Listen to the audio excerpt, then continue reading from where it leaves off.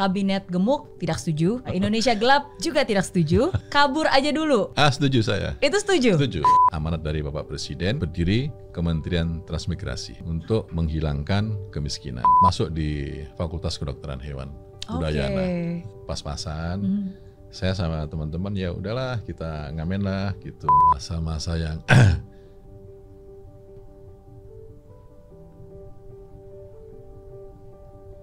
ya waktu mau ditinggal bapak ibu gitu kan. Sorry, agak susah. Seperti itulah. Jangan Bu, jangan masuk. Nanti kalau ibu masuk nanti nggak bisa kembali lagi ke dunia. Mas Ahaye seperti Kapten Amerika. Apa motivasi Mbak Mary pindah dari Singapura ke Indonesia? Yang jujur kacang hijau. Apa tuh kacang hijau? Jujur kacang hijau. Oh astaga, lucu juga loh. Ternyata ini hal yang saya baru tahu dari Pak Wamen Viva Yoga. Nah jadi ini behind the scene ya. Ternyata baru setelah ngobrol tahu ternyata Pak Viva Yoga ini bikin lagu. Bikin lagu ya. Waduh. Dan lagunya ini terinspirasi dan dibuat dari puisi yang dibuat oleh Pak Viva Yoga. Iya, jadi ini diaransemen oleh Bambi, saudara saya Bambi Nur. Dia juga pencipta lagu-lagunya Afgan gitu. Nah, ini saya diminta syairnya, saya bikin syair terus diaransemen sama Bambi Nur. Mau tahu lagunya? Iya.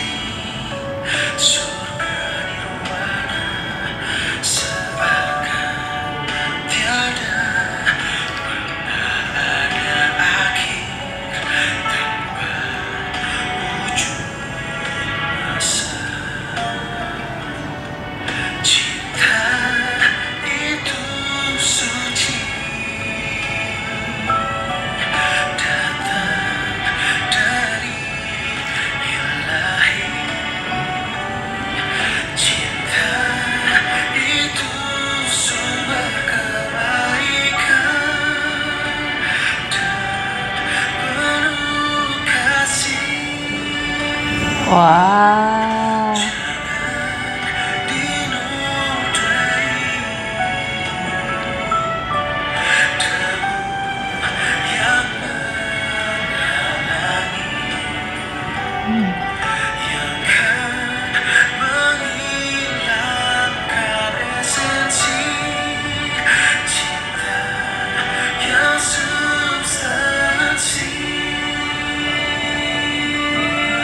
Wah, bagus banget.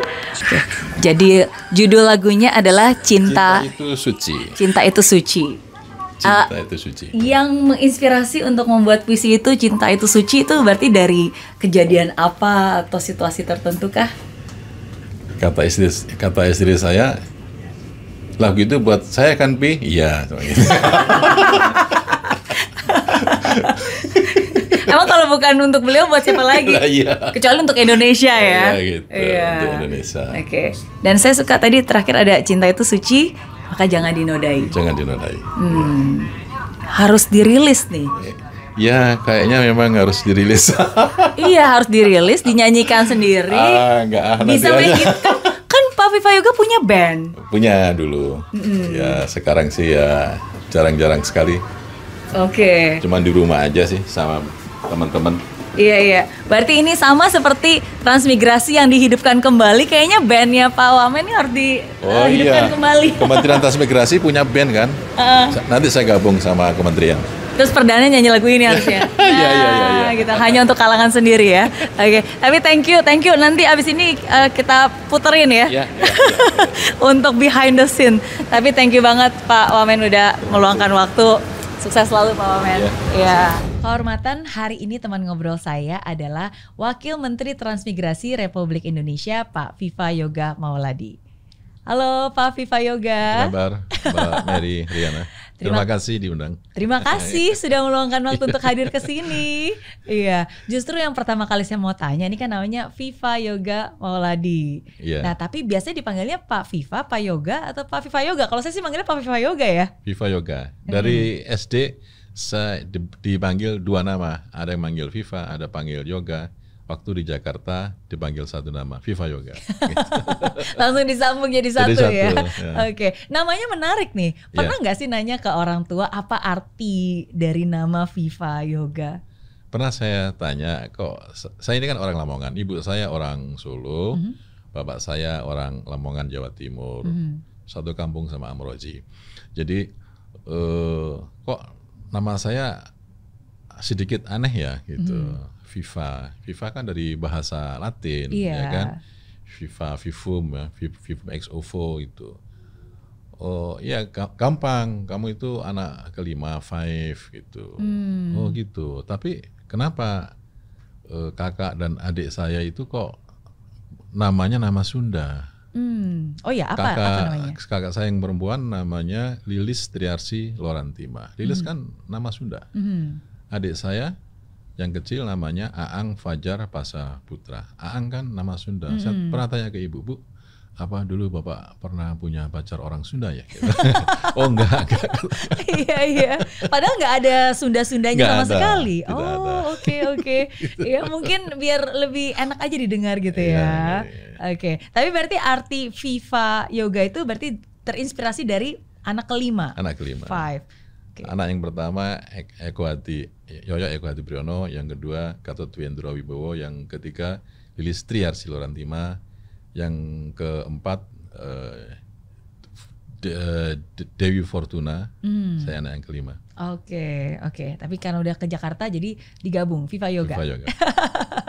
Oke. Dan sekarang di Kementerian Transmigrasi, salah satu kementerian yang luar biasa ini membawa warna baru, karena kalau transmigrasi zaman dulu itu kan diidentifikasi sebagai memindahkan manusianya ke lokasi yang baru yang ada di luar Jawa.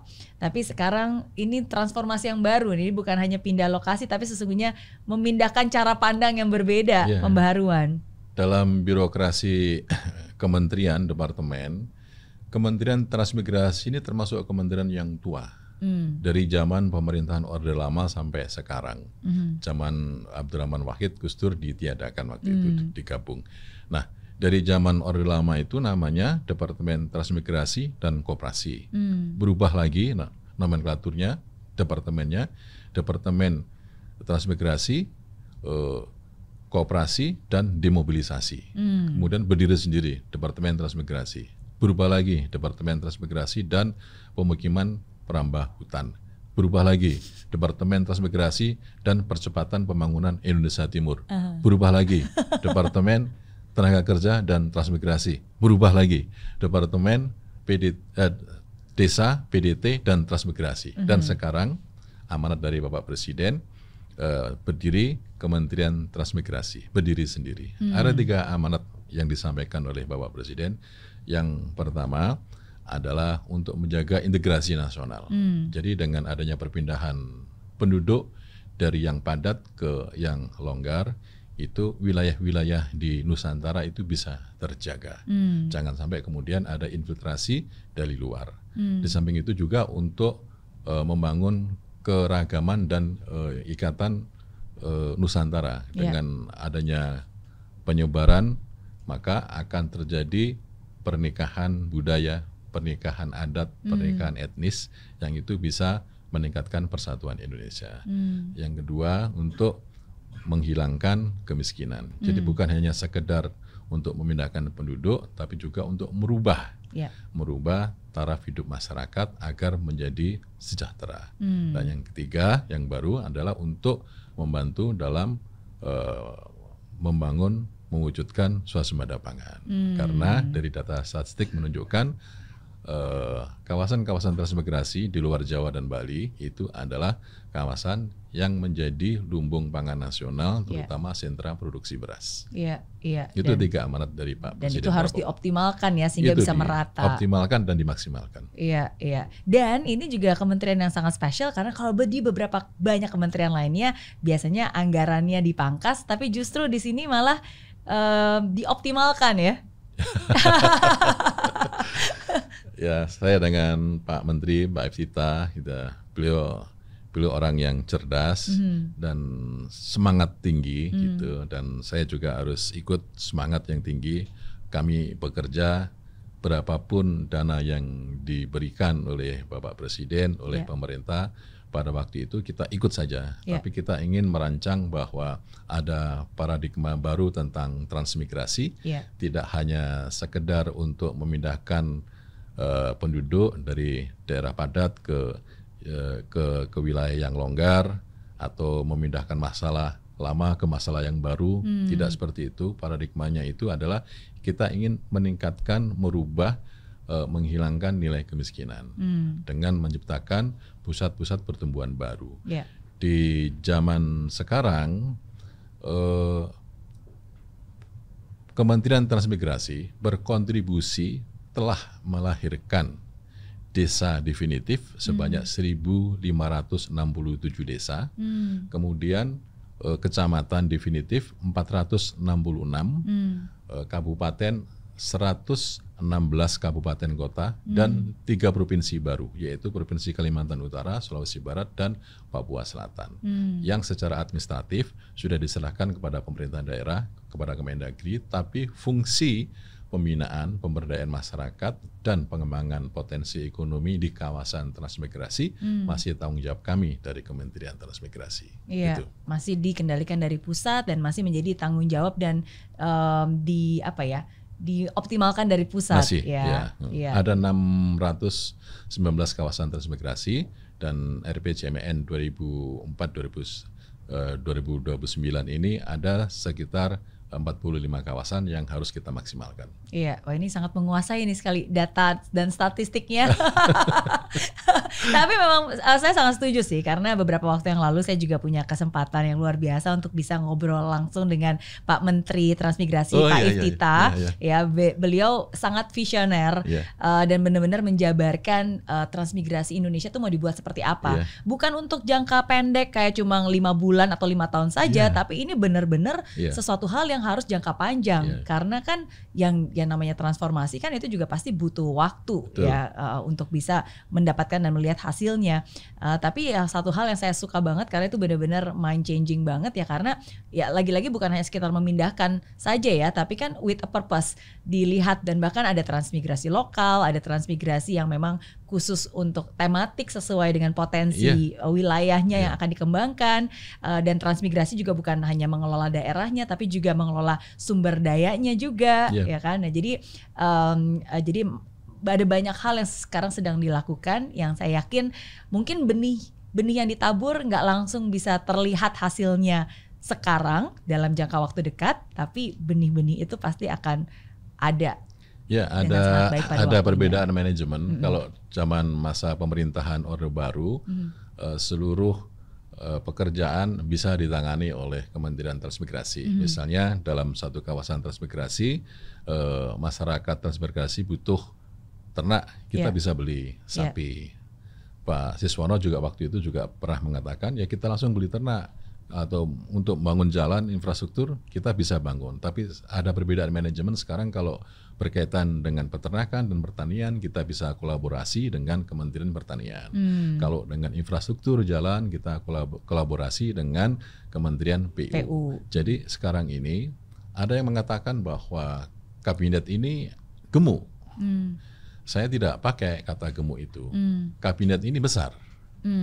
Cocok dengan Indonesia sebagai negara yang besar, gitu. Jadi 281 juta dengan ribuan pulau yang terbentang luas dari Sabang sampai Merauke, tentu membutuhkan kekuatan yang luar biasa, kekuatan dari birokrasi. Dengan kekuatan itu maka seluruh tanggung jawab itu bisa terdistribusi dan dapat melayani seluruh kepentingan rakyat. Nah, dengan adanya demikian maka dari struktur kabinet saya di dalam merasakan ada manajemen yang bagus ya, yang well organized gitu. Jadi setiap kementerian teknis itu di bawah koordinasi Menko. Menko koordinator. Kalau di Kementerian Transmigrasi, Menko-nya Mas AHY, yaitu Menko Infrastruktur dan Pembangunan Kewilayahan. Di samping Kementerian Transmigrasi ada Kementerian PU, Kementerian Perhubungan, Kementerian Anti-RPPN, dan Kementerian Perumahan dan Pemukiman Wilayah.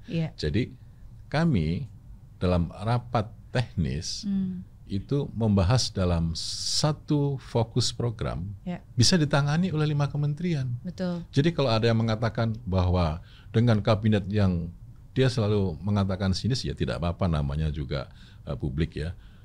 Dia tidak mengatakan besar, tapi dia mengatakan kementerian yang gemuk gitu. Kalau ada yang gemuk berarti ada yang kurus, ada yang stunting dong gitu. Jadi saya mengatakan ini kementerian besar, kok pasti ada tumpang tindih. Ternyata di lapangan enggak tumpang tindih.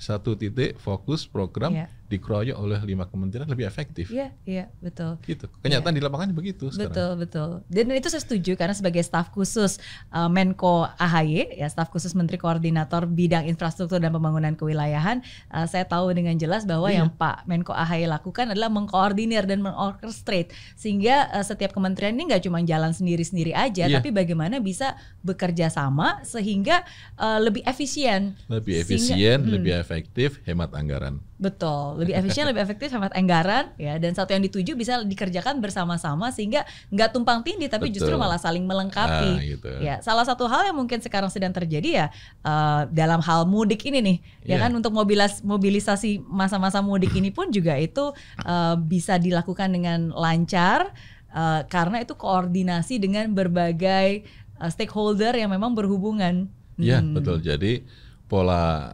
komunikasi antar kementerian ini telah menciptakan sebuah harmoni yang baik karena setiap kebijakan yang berkaitan dengan kementerian di mana dia menjadi tanggung jawabnya itu ada kementerian koordinasi yang sangat jeli melihat ketika ada kendala, ada masalah langsung diselesaikan.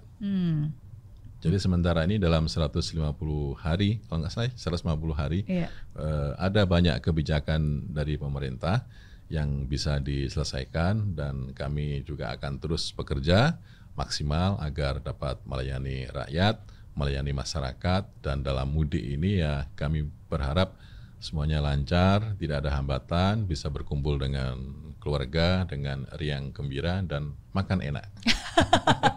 Amin ya. Ini menarik nih, berarti Pak Wamen kalau disebutkan, wah ini kabinet gemuk, tidak setuju ya. Tidak setuju. Kabinet besar tapi tidak gemuk. Besar dan kuat. Besar dan kuat. Tapi kalau ada yang bilang Indonesia gelap, setuju atau enggak? Ya gelap itu bagaimana konteksnya ya? Indonesia cerah, terang karena setiap hari ada sinar matahari yang selalu menyinari. Ya gitu. Setiap hari ada matahari yang selalu menyinari dan itu membawa energi, yaitu berupa menstimulasi tanaman tumbuhan untuk melakukan fotosintesis dan bisa memberkahi seluruh masyarakat Indonesia.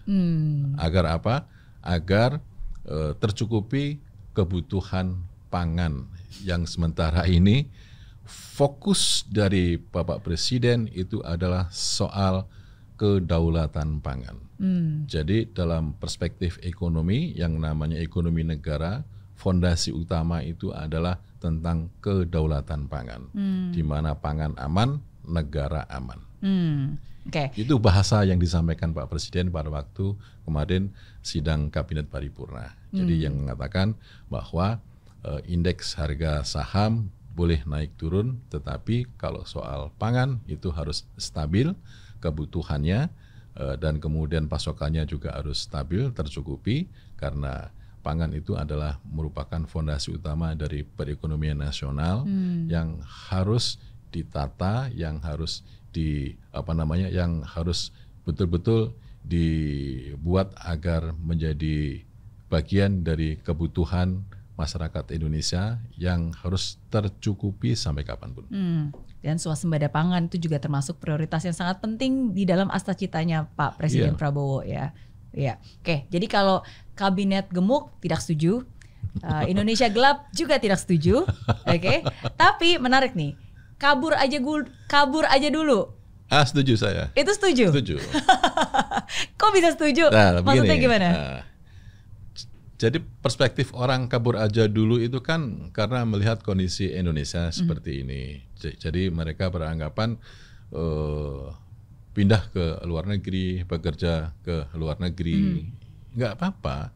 Jadi konstitusi itu mengamanatkan, memberikan jaminan bahwa setiap warga negara harus punya hak pendidikan dan hak hidup, hak pekerja. Itu dijamin oleh konstitusi dan negara juga menjamin hal itu karena itu adalah bagian dari hak asasi setiap warga negara Indonesia. Tetapi kalau kita melihat dari tingkat persentase entrepreneur di Indonesia kan masih kurang. Kalah dengan Singapura, kalah dengan Malaysia, kalah dengan Thailand, persentasenya nanti bisa dicek di statistik. Jadi artinya harus ada perubahan dalam paradigma berpikir, perubahan mindset untuk konotasi bekerja dengan mengembangkan inovasi, kreasi, gagasan, ide, dan paradigma baru. Dalam revolusi 4.0 ini ada beberapa pekerjaan yang hilang, tapi ada juga pekerjaan yang tumbuh dan menantang. Nah, bagian dari itu harus diisi. Dengan kondisi seperti itu, ya sebenarnya masih banyak peluang kerja di dalam negeri. Kalau mau kabur aja dulu, ikut transmigrasi dong. Iya kan? Ikut transmigrasi apa? Transmigrasi patriot. Bisa kan? Jadi ikut transmigrasi itu tidak harus menikah dulu.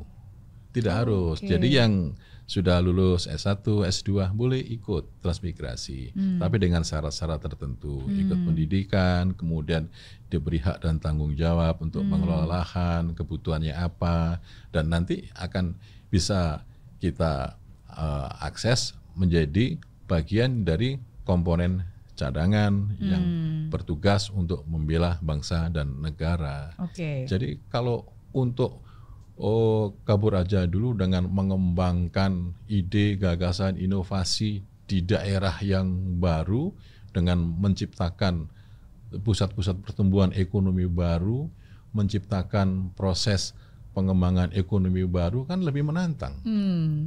Harusnya begitu, harusnya. Jadi kabur aja dulunya bukan ke luar negeri ya? Ikut transmigrasi. Ikut transmigrasi, tetap di Indonesia. Tetap di Indonesia.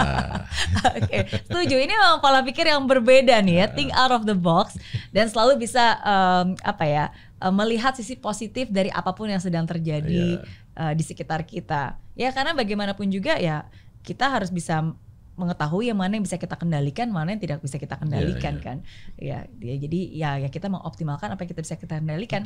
Pola pikir kita, pekerjaan kita, pilihan-pilihan dalam hidup kita. Ya, dan kalau setiap orang melakukan hal itu, 280 juta penduduk Indonesia juga melakukan hal itu, ya saya yakin ya sama-sama kita akan bisa membawa perubahan yang saya signifikan. Rasa masih banyak potensi pekerjaan yang bisa dikembangkan secara maksimal dan untuk potensi pekerjaan itu Indonesia tidak akan kalah jumlahnya. Masih banyak sekali misalkan untuk program-program UMKM, program-program industrialisasi, pengembangan untuk bahan baku industri dan lain sebagainya, sangat banyak sekali. Baru-baru ini di daerah Poso juga mau ekspor durian, kan bagus itu. Dan jadi, itu di kawasan transmigrasi. Jadi bukan cuma durian di Bangkok atau durian Malaysia ya, durian Indonesia juga sangat berkualitas durian ya. Montong. Durian montong. Oke. Nah, kalau dari background Pak Vivayoga sendiri sebelum jadi wamen transmigrasi, sesungguhnya kan cukup lama di DPR ya. 2 periode. 10 tahun. 10 tahun. Tidak naik kelas di Komisi 4 terus. Komisi 4 itu apa aja Pak? Komisi 4 itu bermitra dengan Kementerian Pertanian, Kementerian Kelautan, Kementerian Kehutanan, Bulog, yang berkaitan dengan pangan. Oke, jadi memang itu ranahnya ya. Iya. Tapi kalau kita tarik mundur lagi gitu ya, dari kecil tuh sebenarnya cita-citanya Pak Wamen tuh apa? Jadi tentara. Oh ya, kenapa pengen jadi tentara? Karena om saya dulu di Akmil. Om saya Akmil, angkatan tahun 70. Kalau datang ke rumah itu, kan adiknya ibu saya. Kalau datang ke rumah itu kayaknya gagah gitu ya. Wah, Akmil kan, tentara angkatan darat gitu. Wah, ini gagah banget ini gitu. Saya cerita, Bu, saya mau jadi tentara angkatan darat gitu. Tapi setelah cek ke dokter ternyata tidak bisa karena ada gigi atau apa gitu. Ya sudahlah, nggak bisa. Akhirnya daftar di PMDK. PMDK berarti PMDK itu penelusuran minat dan bakat kemampuan. Masuk di Fakultas Kedokteran Hewan Udayana. Oke. Di Bali ya pada saat itu ya. Oke, jadi ilmu kedokteran hewan. Oke. Ya, dan di Bali saya juga research sempat ngamen juga nih di Bali. Ya. Jadi dulu itu karena kiriman dari orang tua pas-pasan, saya sama teman-teman ya udahlah kita ngamen lah gitu untuk nambah-nambah kocek gitu ya, gitu nambah-nambah kocek. Jadi uangnya itu buat makan, kemudian buat beli buku, kemudian bukunya itu saya baca, saya resume, saya resume itu ada tanggapan mahasiswa waktu itu di koran Jawa Pos waktu itu, saya kirim dapat uang lagi, gitu. Gitu. Saya dengan beberapa teman waktu di Jakarta juga sering menulis gitu. Jadi saya, Alvan Alfian, Anas Urbaningrum, itu kan satu rumah dulu sama saya dulu. Jadi kita nggak punya uang, ya udah kita nulis aja gitu. Banyak talentanya nih, jago nulis, jago nyanyi juga, main gitar. Cuman sekedar hobi saja. Hobi ya. Nah, tapi berarti begitu lulus kuliah nggak dipraktekin dong keilmuan dokter hewannya? Tapi kemudian langsung masuk di aktivis mahasiswa gitu. Apa yang membuat Pak Vivayoga tertarik untuk terjun ke dunia politik? Mungkin sudah panggilan jiwa ya. Karena saya melihat bahwa sebuah masyarakat itu tidak bisa lepas dari aturan-aturan negara. Dan aturan-aturan negara itu adalah yang membuat adalah para lembaga-lembaga negara, di mana di dalamnya itu adalah ada anggota yang berkecimpung untuk membuat kebijakan negara itu. Ya, makanya saya waktu itu bertarung di lembaga legislatif menjadi anggota DPR. Pada waktu itu. Tahun 2004 saya caleg, gagal. Tahun 2009 berhasil, 2014 berhasil, 2019 saya gagal. Jadi memang banyak proses dinamika dalam pencalekan ini, dan saya rasa ya itulah sebuah hasil dari keputusan rakyat yang harus kita sadari bahwa rakyat memiliki pemikiran sendiri, rakyat punya pilihan sendiri. Tapi saya bersyukur bahwa dalam masa reformasi ini demokrasi tidak bisa setback lagi, tidak bisa lagi, karena sekarang ini proses pengawasan setiap kebijakan lembaga negara, apakah itu lembaga legislatif, eksekutif, yudikatif, selalu dimonitor oleh satu, kekuatan pers, ya. Kedua, kekuatan civil society, yaitu kekuatan yang terorganisir, yang punya sifat mampu membatasi intervensi negara, bersifat kritis. Kekuatan-kekuatan mahasiswa itu termasuk bagian dari kekuatan civil society. Nah, yang ketiga, yang tidak pernah tidur ini, Mbak Mary, kekuatan netizen. 24 jam tidak pernah tidur. Jadi dengan proses pengawasan yang seperti itu, saya rasa demokrasi tidak akan bisa setback lagi. Dan ini merupakan bagian dari proses untuk meningkatkan kualitas demokrasi di Indonesia. Jadi kalau ada yang bilang Indonesia sekarang mengalami kemunduran demokrasi, dalam perspektif apa gitu loh. Netizen 24 jam tidak pernah tidur. Kekuatan mahasiswa yang punya gerakan moral sangat sensitif sekali ketika terjadi isu-isu yang kemudian melukai hati rakyat, langsung turun aksi ke jalan. Ya kan? Kemudian di lembaga legislatif sebenarnya itu kan juga merupakan lembaga oposisi dalam tanda kutip. Karena setiap anggota DPR, baik itu partai yang ada di dalam pemerintahan maupun di luar pemerintahan, sama-sama menjalankan fungsi konstitusional, yaitu fungsi pengawasan. Dan punya hak bertanya. Punya hak bertanya. Gitu. Jadi proses pengawasannya sedemikian rupa sehingga saya masih optimis bahwa proses demokrasi di Indonesia ini akan semakin bagus, karena proses untuk pengembangan kualitas demokrasi itu tercermin dari tingkat partisipasi masyarakat yang mengawasi juga semakin luas, semakin besar, sehingga apa? Kebijakan-kebijakan negara yang nanti akan diterapkan itu betul-betul sudah tersaring bahwa ini adalah memenuhi kehendak rakyat. Oke. Dan work in progress ya selalu ya, karena kan kita selalu aim bukan kesempurnaan karena tidak ada yang sempurna, tapi at least progress is more important than perfection. Kayak gitulah. Oke. Nah, kalau sebelumnya duduk di kursi DPR dan bertanya, mengecek dan mengawasi, sekarang sebaliknya datang ke ruang sidang justru menjadi pihak yang ditanya-tanya dan harus mempertanggungjawabkan apa yang dikerjakan. Apa yang sangat berbeda dari role sebelumnya dan yang sekarang, dan apa yang masih sama nih dari seorang Viva Yoga?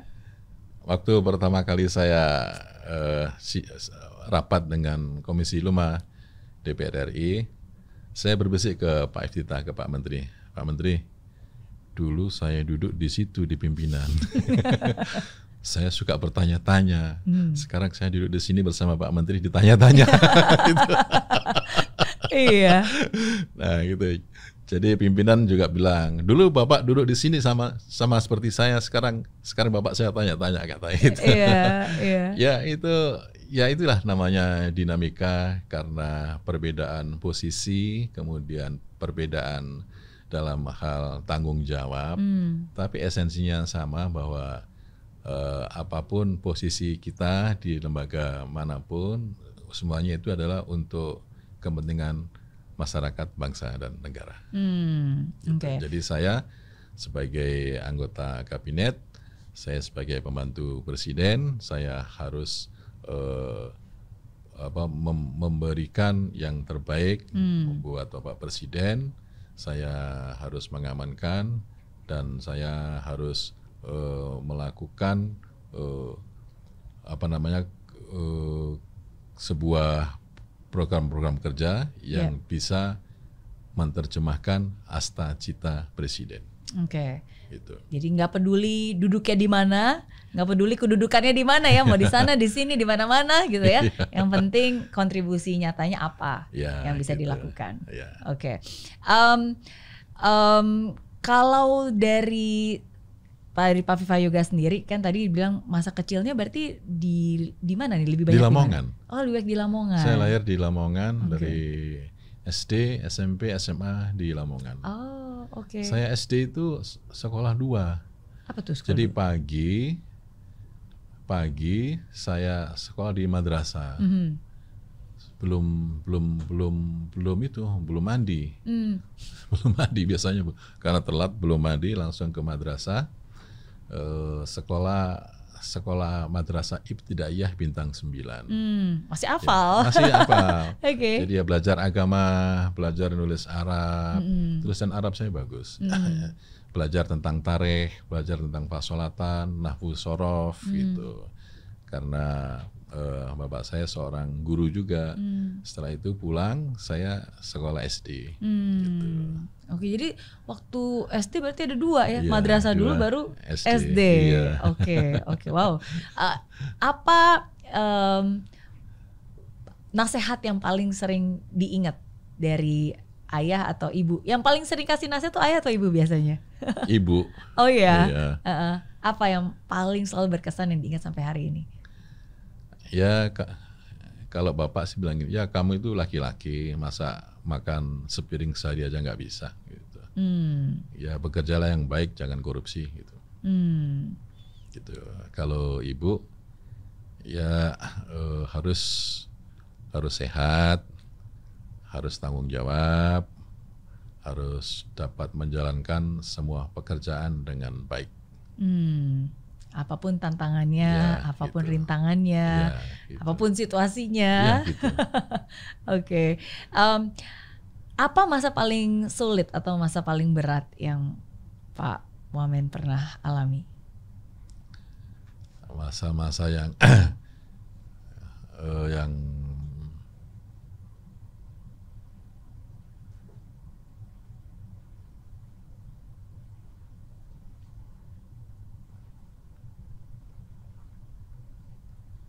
ya waktu mau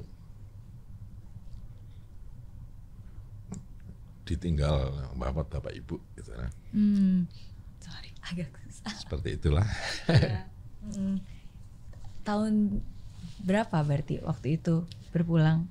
Jadi pada waktu saya reses di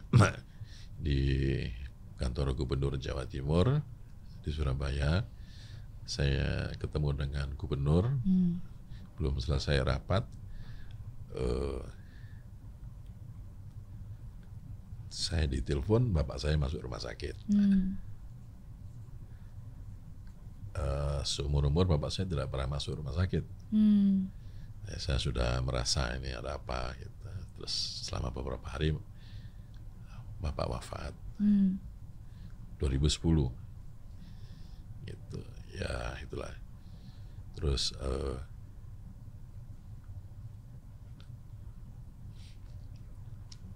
2016 ibu saya wafat. Tapi ibu saya itu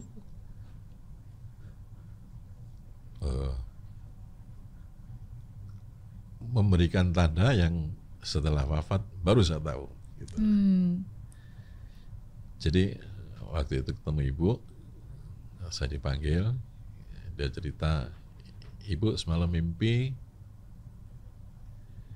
ketemu bapak di sebuah rumah warna putih kecil. Bapak saya kan sudah wafat.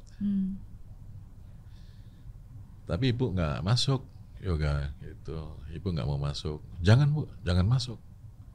Nanti kalau ibu masuk nanti nggak bisa kembali lagi ke dunia. Saya bilang begitu. Tapi sambil bercanda-bercanda begitu. Nah, terus 3 bulan kemudian ketemu ibu lagi. Ibu cerita lagi.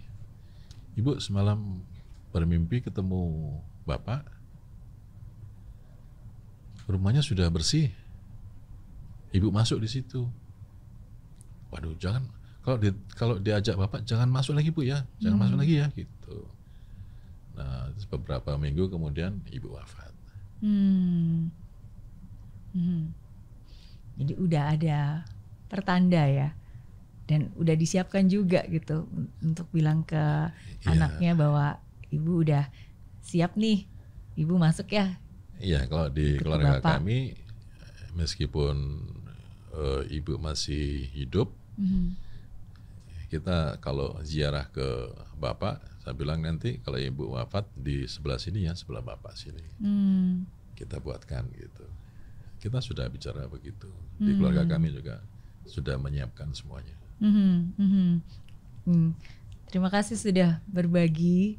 Ya, walaupun itu sudah terjadi lebih dari 10 tahun yang lalu. Ketika bapak wafat sebenarnya udah 15 tahun yang lalu. Ya, dan ketika ibu wafat juga hampir 10 tahun gitu.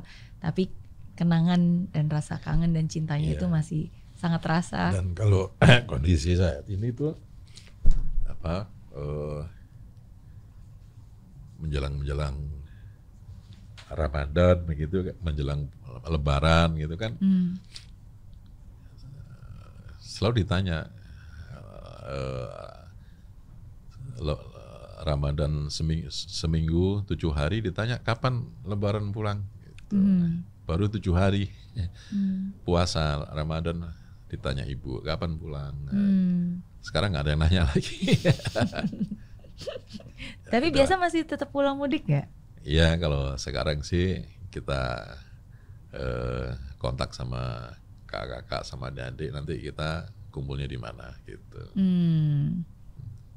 Iya, iya. Itulah kira-kira. Iya, tapi kenangan itu akan selalu ada, dan itulah kenangan itulah yang selalu menghangatkan hati kita. Iya.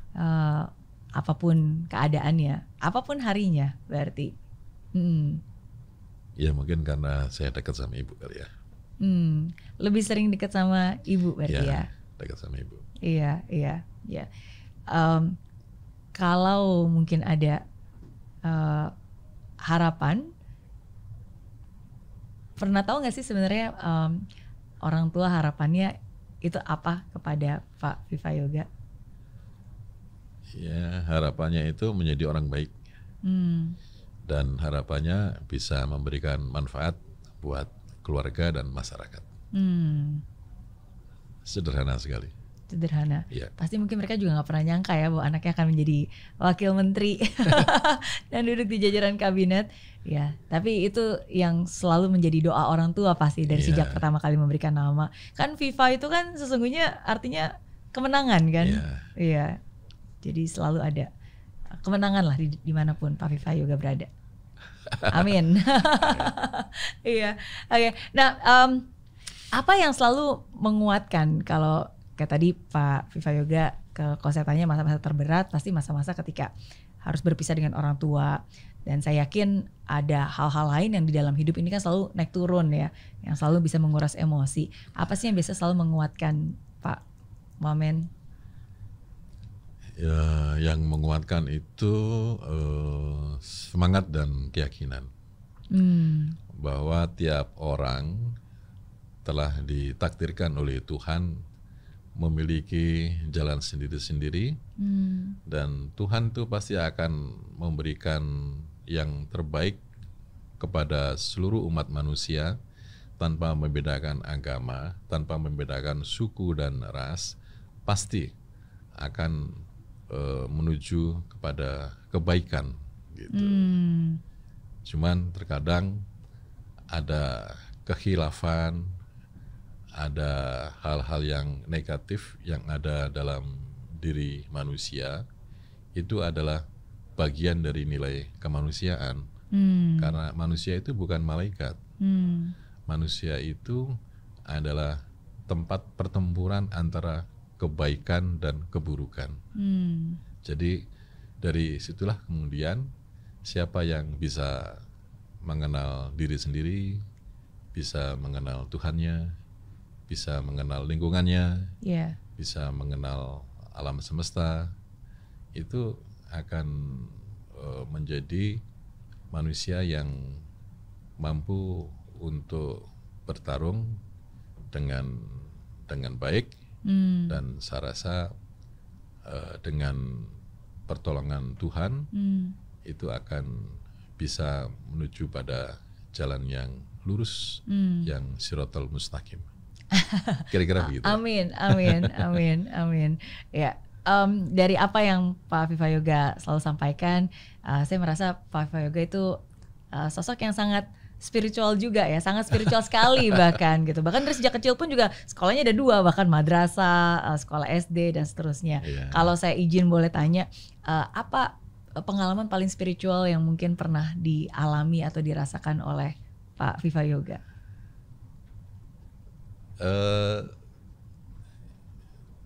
Saya mencoba untuk berpikir rasional dalam setiap momen apapun, termasuk dalam hal beragama, gitu. Cuman mungkin orang beranggapan itu ada nilai dalam tanda kutip mistifikasi, tapi mungkin saya tidak merasa gitu. Karena itu saya membawa kepada ruang yang rasional, yang objektif, yang betul-betul mencerminkan akal sehat dalam setiap pemahaman agama.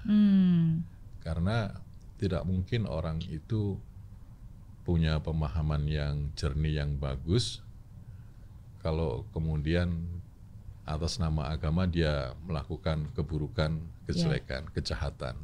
Kan gitu. Setuju. Jadi artinya proses tafsir terhadap nilai-nilai ajaran agama itulah yang sangat menentukan posisi diri dan cara berpikir dia terhadap lingkungannya.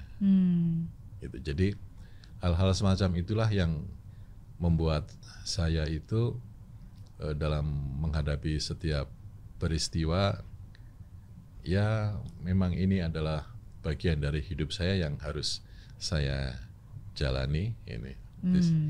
This is my way gitu. Waktu di Bali saya juga punya guru ngaji, namanya Kiai Haji Habib Adnan Sunaryo. Dia seorang ketua Majelis Ulama Indonesia yang tahun 1968, meskipun dia beragama Islam, tapi dia ketua panitia pembangunan renovasi hotel Hotel Sanur pada waktu rusak itu. Jadi dia seorang hafiz yang hafal Al-Quran dan dia sangat suka dengan anak muda. Dia tidak begitu respect dengan orang tua. Saya tanya, kenapa Pak Adnan? Karena orang muda itu berpikir progresif. Kalau orang tua itu berpikir jumud, kata gitu. Jumud itu apa? Jumud itu stagnan. Oh, gitu. Oke. Gitu. Jadi kalau kita lagi berpikir liar dalam tanda kutip soal agama itu, kita selalu berpikir ke sana gitu. Selalu mengajak berdebat gitu. Dan setiap kali perdebatan itu selalu dilayani. Tidak pernah menyalahkan. Jadi mungkin Pak Adnan Sunaryo itu juga gurunya Mas Ari Ginanjar. Kalau saya sama teman-teman itu lebih banyak pada pendekatan sosiologis, filsafat gitu. Mas Ari Ginanjar dan teman-teman pada pendekatan manajemen lain sama kami.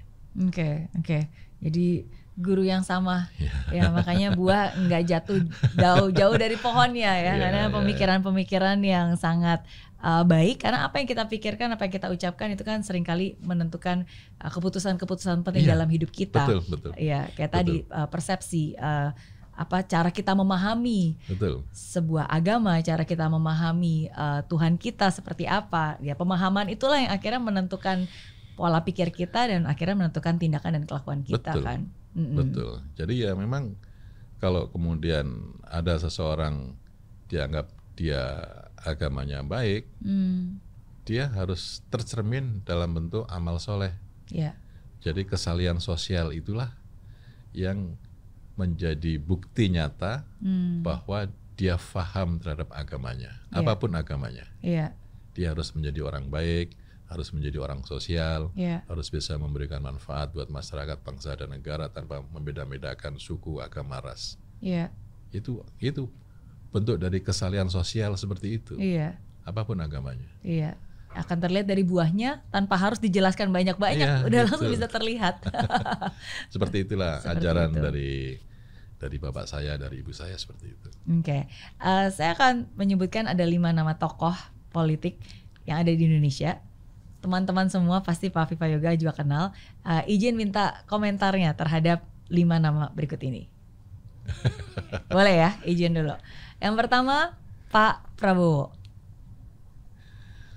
Pak Prabowo orangnya smart, cerdas, punya visi, pekerja keras, punya talenta, jujur, dan terus bisa mengemban amanat rakyat. Kita bangga ya punya presiden seperti beliau. Bangga. Punya visi yang sangat luar biasa, dan visi itu selalu disampaikan kepada kami, dan kami yang akan meneruskan visi itu dalam bentuk program-program. Yang kedua, Mas Gibran Raka Buming Raka. Mas Gibran orangnya baik, santun, murah, senyum. Oke, sering ketemu ya di rapat. Kalau dalam rapat kabinet. Ketemu, ya. Iya. Yang ketiga, Pak Iftitah. Pak Iftitah orangnya baik, visioner, santri, santun, dan orangnya pekerja keras. Oke. Dia terus akan bekerja sampai berhasil. Never give up. Ya, dan saya selalu mendampingi. Oke. Yang keempat, Pak Zulkifli Hasan. Bang Yul orang baik, punya visi, pekerja keras, orangnya humble, ramah, selalu memberi, tidak mau diberi, selalu melayani, dan termasuk orang yang pekerja keras di partai. Ya, apalagi sekarang sebagai wakil ketua umum. Wakil ketua umum. Membantu beliau juga di partai sudah PAN. 25 tahun. 25 tahun. Sama Bang Yul. Oke. Berarti ini pertama kali join partai langsung ke PAN. Ke PAN. Sudah seperti saya anggap seperti kakak saya sendiri. Oke. Yang terakhir, Pak Menko AHY. Mas AHY orangnya muda, energik, smart, pintar, punya visi seperti Kapten Amerika. Cakep, dambaan ibu-ibu hamil, para gadis, dan para ibu-ibu yang milenial. Rakyat juga suka. Ya, orangnya ramah dan humble. Iya. Lucu, menarik sekali ini deskripsinya untuk Pak Menko AHY ya. Kenapa mirip Kapten Amerika? Badannya kan bagus. Ya. Coba kalau dipasangkan tuh kan Betty. Betty, beda tipis ya. Tipis, Waduh, ya. Ini ternyata Pak Wamen ini juga nih, kekinian juga nih. Iya Oke, istilah-istilah. Oke, Betty. Oke. Nah, terakhir dari begitu banyak pengalaman naik turun, begitu banyak posisi, kedudukan dan jabatan, role, tupoksi, banyak hal yang sudah pernah dilalui oleh Pak Wamen Viva Yoga. Apa nih kalau ada satu pembelajaran penting yang ingin dibagikan untuk semua yang sedang menonton podcast ini? Ya, teruslah bekerja sesuai dengan hati, sesuai dengan jiwa, bekerja untuk kebaikan diri sendiri, kebaikan keluarga, kebaikan lingkungan, kebaikan masyarakat, kebaikan bangsa dan negara. Nanti insya Allah akan selalu dibimbing oleh Tuhan ke arah kebaikan yang lebih tinggi lagi. Amin. Jadi penasaran nih, ada cita-cita yang belum tercapai nggak sih yang ingin dicapai oleh Pak Wamen? Cita-cita saya itu bekerja dengan baik saja.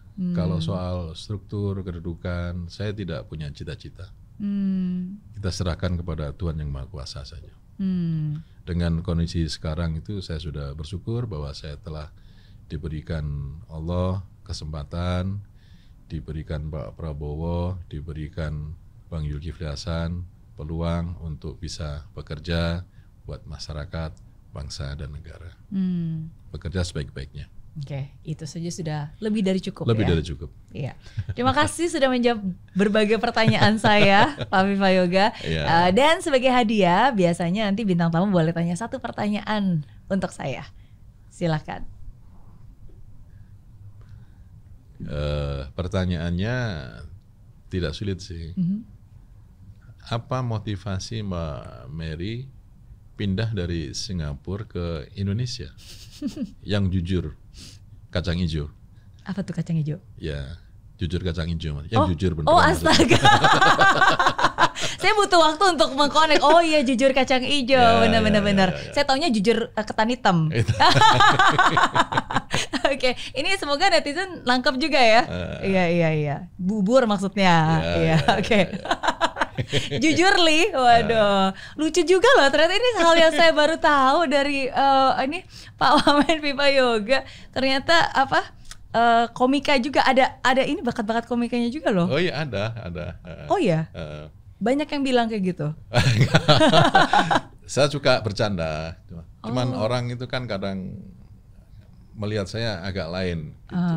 Agak lainnya itu karena mungkin saya diam, tidak banyak bercakap gitu. Padahal kan sebenarnya saya suka sekali bercakap dan bercanda. Gitu. Iya loh, ternyata lucu juga ya. Malah kalau saya ketemu sama Prof. Mahfud MD, ketemu sama Prof. Didik Rabini, kita sering bercanda tentang orang Lamongan, tentang orang Madura, gitu-gitu. Iya. Tentang kiai, tentang pastor, gitu. Oke. Cerita yang lucu-lucu lah. Gitu. Menarik. Yang menurut orang-orang Jawa Timur itu sesuatu yang lucu dan bisa menjadi ada nilai hikmah. Tapi terkadang loh Mbak. Terkadang untuk di Jakarta itu berbeda gitu. Jadi ya saya harus hati-hati. Oh iya, benar. Ya karena memang agak kompleks nih orang warga DKI Jakarta. Iya, memang harus hati-hati. Harus hati-hati, betul. Oke, jadi saya kasih jawaban jujur kacang hijau saya ya, ala Mary Riana. Sebenarnya itu salah satu proses bagian dari hidup yang membuat saya menemukan arti dari makna hidup sesungguhnya. Kalau dulu ketika saya di Singapura, ya kan karena waktu itu juga masih muda, apalagi dengan segala macam keterbatasan dan hidup di tengah kesulitan, mimpi saya cuma satu, saya pengen hidup saya berhasil, saya pengen kalau makan itu nggak perlu ngelihat menu harga, tapi saya bisa pengen makan apapun juga saya bisa pengen makan pada saat itu, pengen jadi orang sukses, pengen juga ngerasain rasanya punya $1 juta, ya dan ketika hidup mengizinkan saya untuk memperjuangkan hal itu dan mencapai hal itu, ya baru saya mulai punya makna yang berbeda bahwa ya hidup itu kan bukan hanya tentang achievement, bukan tentang apa yang kita punya, tapi apa yang kita lakukan dengan apa yang sudah kita punya gitu. Nah dari situlah akhirnya saya mulai mencari tahu tentang purpose hidup saya dan saya mulai punya mimpi-mimpi yang berbeda. Bukan lagi mengejar achievement tapi juga fulfillment, apa yang membuat hidup ini bermakna gitu. Nah jadi dari situlah akhirnya salah satu proses hidup yang membuat saya punya mimpi baru, bukan untuk mendapatkan berjuta-juta dolar, tapi untuk bisa menciptakan dampak positif dalam kehidupan jutaan orang khususnya di Indonesia. Dan saya ingat satu janji saya, jadi ketika sebagai orang perantau hidup di negeri orang, dulu saya pernah janji, saya bilang kalau suatu saat nanti saya harus kembali ke Indonesia, saya harus kembali ke Indonesia sebagai orang yang sukses gitu. Nah jadi di momen-momen itu ya saya kembali diingatkan, sekarang kamu sudah berhasil, kapan kamu mau balik ke Indonesia? Jadi itulah yang membuat saya memantapkan pilihan hidup saya untuk meninggalkan sesuatu yang sudah amat sangat baik di Singapura pada saat itu, kembali menetap tinggal di Indonesia untuk memulai sesuatu yang baru yang saya ingin bisa lebih baik lagi karena sesuai dengan misi dan purpose hidup saya dan bergerak di bidang edukasi. Jadi itu merupakan perjalanan spiritualitas kehidupan ya. Saran saya bisa dibuat autobiografi atau dibuat novel atau dibuat film. Itu luar biasa itu. Iya kasih. Udah ada filmnya Pak Viva. Sudah ada ya? Ntar abis ini saya kasih. Oh ya, iya. Itu bersyukur salah satu anugerah yang gak pernah nyangka bahwa kisah hidup diangkat ke film layar lebar. Judulnya film Mary Riana, itu diproduksi oleh MD Pictures setelah film Habibie dan Ainun waktu itu. Oh iya. Iya. Gak apa, ntar aku kasih filmnya, DVD-nya biar bisa ditonton. Iya. Oke. Terima kasih, thank you. Terima kasih udah berbagi di tengah berbagai macam kesibukan. Semoga apa yang didoakan dan direncanakan oleh Pak Viva Yoga bisa dilancarkan dan selalu membawa kebaikan dimanapun Pak Viva Yoga berada. Pak Prabowo itu selalu optimis bahwa Indonesia sebagai negara yang besar akan terus berproses menjadi kekuatan yang modern, yang mampu untuk membangun kedaulatan pangan, kedaulatan energi, kedaulatan teknologi, dan nanti akan bisa menjadi negara yang mampu membangun peradaban sendiri, berkompetisi dengan negara yang lain. Semangat selalu untuk Pak Wamen. Thank you. Terima kasih. Sama-sama, terima kasih.